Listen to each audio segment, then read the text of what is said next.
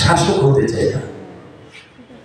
আমি যখন জনগণের সেবক হব, তখন আমার কাছে যত দ্রুত সম্ভব জনগণ যাতে পৌঁছতে পারে সেই ব্যবস্থা আমাদের এমনিতেই করা আছে। অর্থাৎ আমার যে বসত বাড়ি যেখানে আমি থাকি, সেখানে গেটও নাই, দালালও নাই, যে কোনো ব্যক্তি ইজিলি সেখানে ঢুকতে পারবে এবং নিজের সমস্যার কথা সহজে সরাসরি আমার কাছে বলতে পারবে।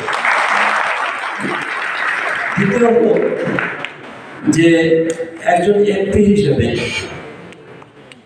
বা একজন দায়িত্বশীল হিসেবে সরকারের পক্ষ থেকে যে বাজেট আসবে, উন্নয়নের বাজেট, সেই বাজেট পত্রপত্রিকায় প্রকাশিত হবে। যেমন আমি চাইব সেই বাজেট পত্রপত্রিকায় প্রকাশিত হোক আর না হোক, আমার নিজস্ব ওয়েবসাইটে বা নিজস্ব যে থাকবে, ফেসবুক থাকবে, সেখানে এটা উল্লেখ থাকবে এবং আমি কিভাবে